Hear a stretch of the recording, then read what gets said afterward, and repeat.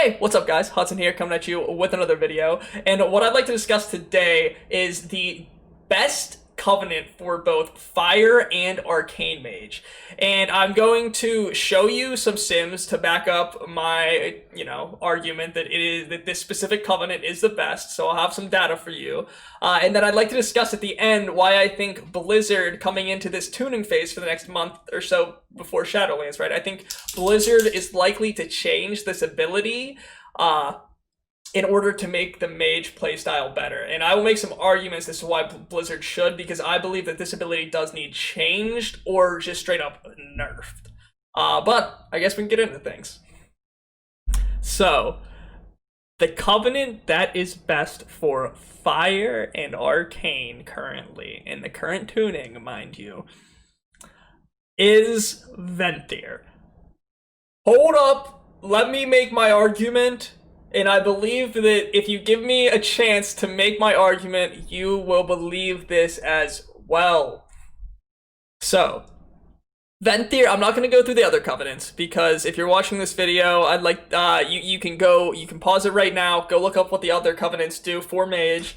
But what Venthyr does is it gives you an ability called Mirrors of Torment. Mirrors of Torment goes and puts 3 mirrors around the target, right? It's a debuff. And whenever the enemy doesn't attack any ability, right? It doesn't have to be a cast, per se. It doesn't have to be an interruptible cast either. It can be any ability. One of those mirrors is consumed. Mind you, that this debuff lasts on the target for 20 seconds. And anytime that the enemy does an ability, right, one of those mirrors is consumed. Even hidden abilities that you don't see cast at all. And once the 3 mirrors is consumed, each mirror reflects, a certain amount of damage back at the enemy, each time based on your spell power. And then the last one makes their casting speed reduced by 40% or something, and it does more damage to the enemy.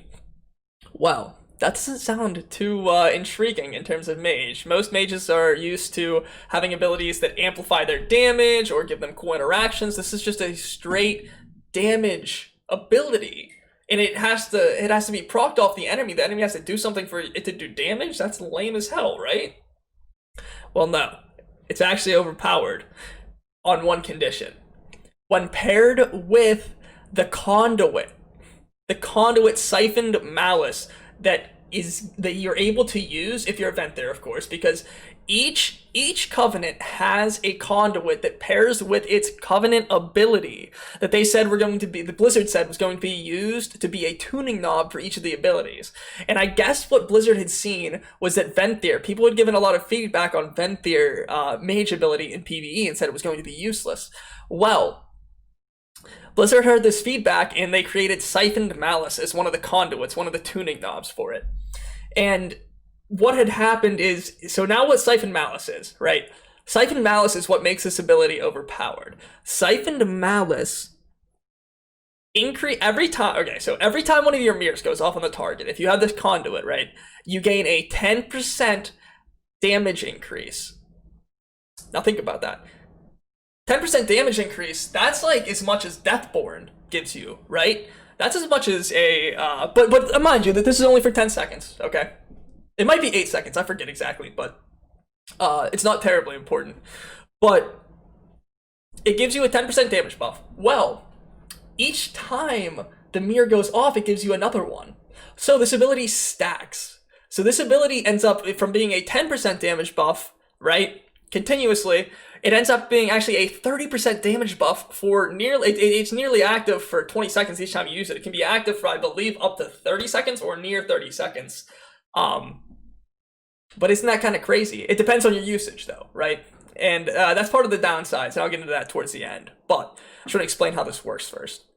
Okay, I brought up this clip because I would like you guys to see how the ability actually works. I'm just doing it on a training dummy, and training dummies attack you, but they don't cast interruptible abilities. So that's why I wanted to do it here. So I'm gonna start right here, and if you can see this, I'm not going to slow this down at all, but if you see this ability, this is my Mirrors of Torment, my Venthyr ability, and we're going to start it right here. I might pause it for a second. I go in, I cast it on the enemy, right? He has 3 stacks right here. Go. Wait for him to attack. Notice it consumes one of the stacks right there. I only have 2 now. It gives me the Siphoned Malice buff, and he didn't even cast anything. It was just a hidden ability that you don't even see. It was like an attack on me, like a melee. Let's continue. 3 seconds have passed. 4, 5, 6 seconds have passed now, which is perfect. The Siphoned Malice buff still has 4 seconds left. 10-second buff. And then it does another attack. And it refreshes the buff. Now my spell damage is increased by 20% because I have 2 stacks of Siphoned Malice. It says 10%, but it's actually 20% right there. Because it's 2 stacks of the 10%. And it refreshes at 4 seconds. And now let's watch it again. Another attack, and then it refreshes to 3 stacks, and I'm at 30%. So, I now have 30% spell power for 10 seconds. That's insane. That's almost an extra rune of power. But that's not even where this ability caps out at, right? This is a level 1 conduit. People have data mined that these conduits will be able to go up to rank 15 in what values each of these conduits have for the higher ranks. So, the Ice Lance damage increasing conduit starts at 10%, right? And it goes the whole way up to 60%. Well, Siphoned Malice starts at 10% per stack, right? So 30% total. Well, at rank 15, it has 30% per stack. That is 90% at 3 stacks. That is nearly double your spell power, double your damage, double your spell damage. That is insane. Imagine having 90% increased spell damage for your combustion, for your arcane power.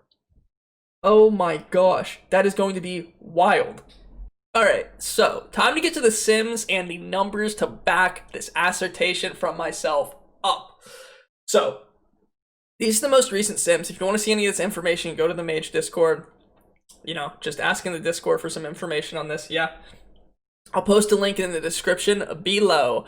But what I have right here is, I have the fire con, I called it fire cons, right?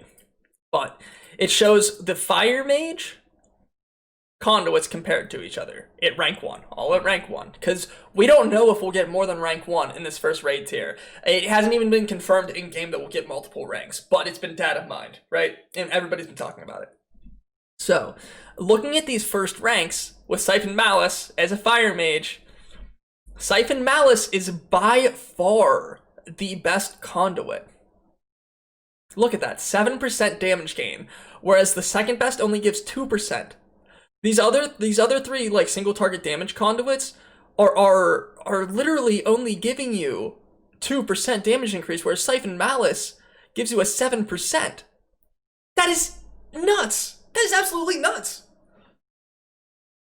Now, oh man. Now, coming to the next one, this next simulation I ran, right? It's the exact same simulation as before, except I added another character to sim, right? I added a Fire Mage with Night Fae, because Night Fae so far, I believe, was the best covenant.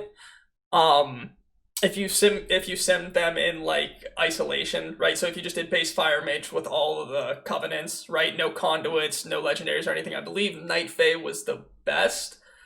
You know, very marginally though. Very, you know, barely the best, I believe. But Night Fae was the best. So the whole argument for not taking Venthyr, right, would be that the Venthyr Covenant ability is lackluster without Siphoned Malice. So you essentially have to waste you get a worse off base Covenant ability, and then so like taking Night Fae per se and using another conduit would make up for it.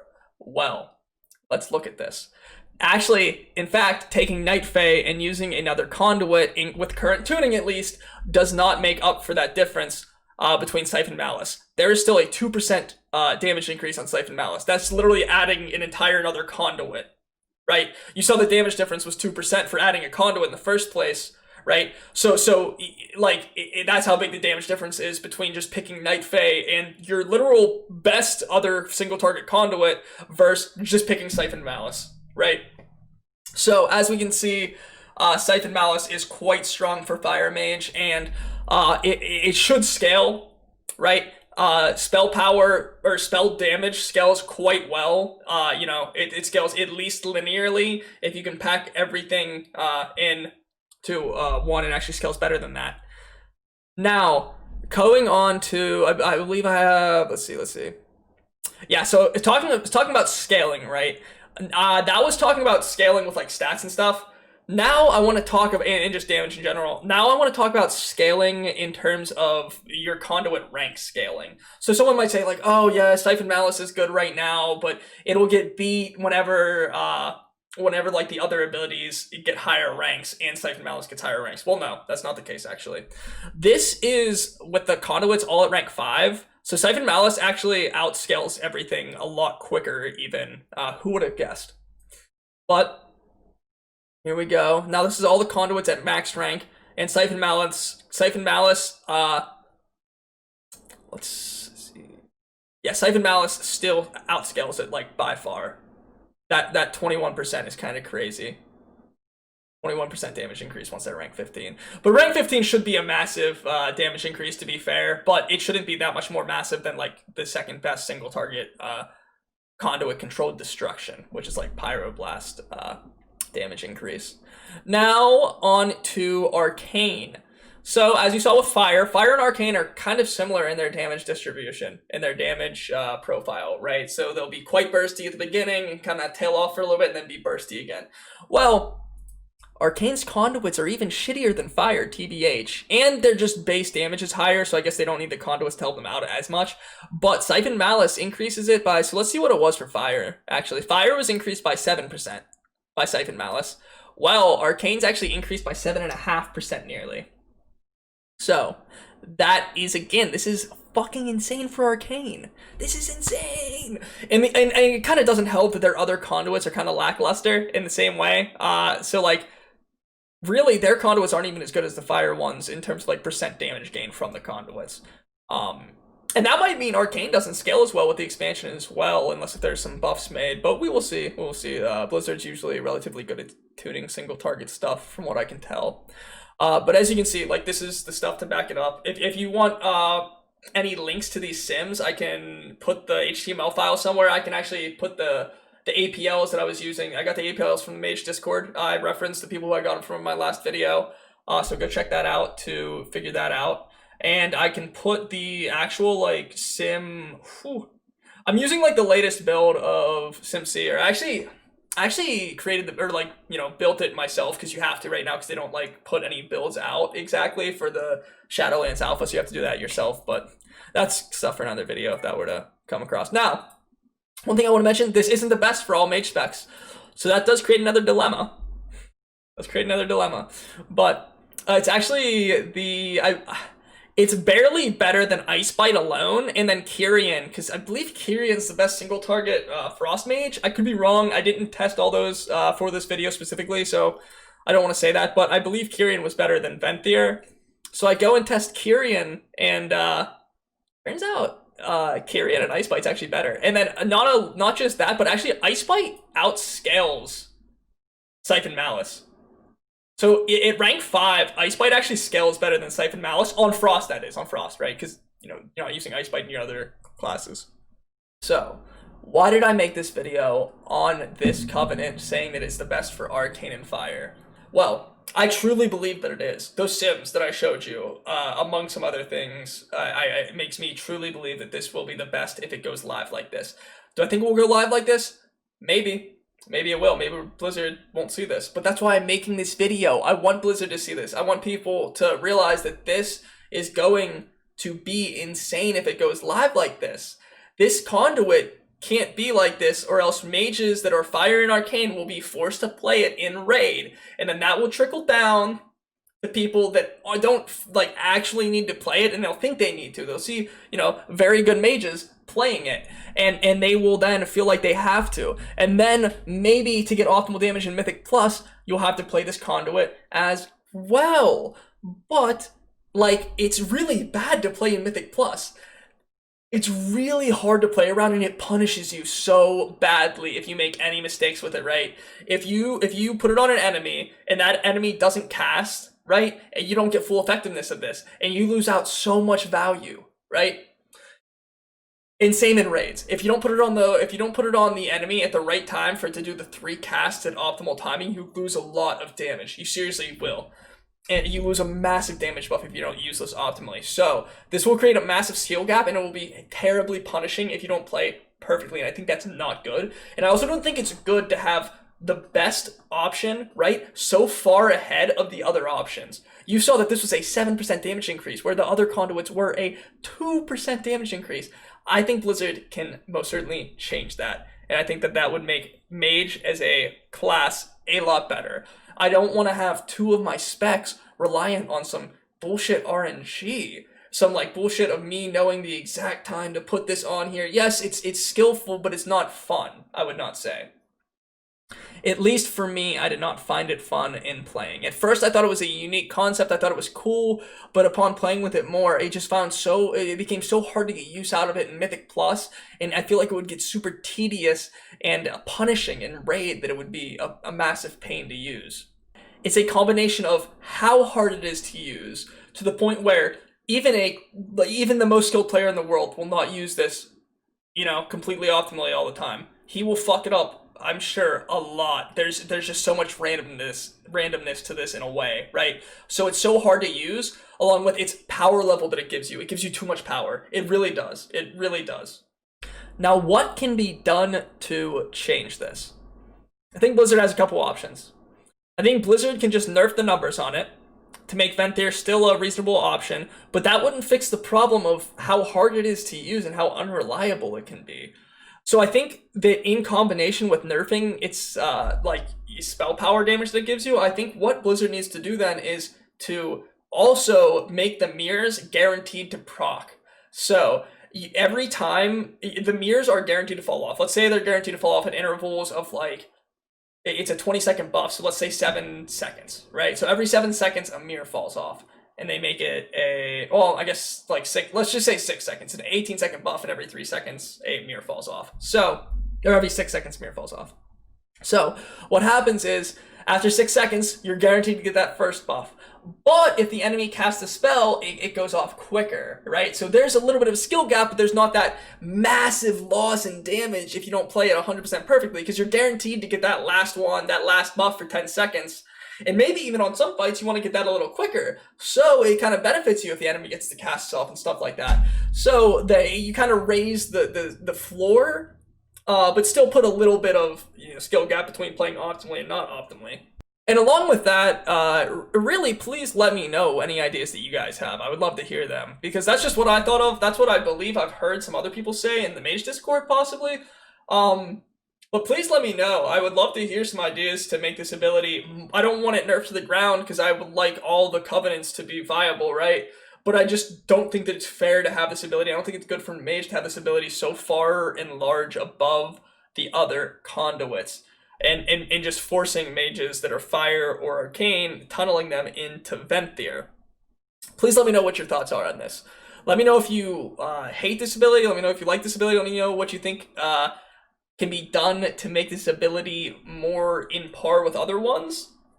And let me know what you're thinking about Mage in general for Shadowlands right now. We got a month and a half left, and tuning's about to come in. Let's hope we see some good tuning, honestly. And with that, thanks for watching. Make sure to like and subscribe, and have a good day. Also, one last time, just before the video is over, I'd like everyone to know, this is subject to tuning. I've said it 100 times. Please, if you're watching this video any longer than a week from when I posted it, you should check with Wowhead, check with any of my future videos, because I'm sure I will be referencing it in future videos if Blizzard does change this. But please check the current tuning, as always.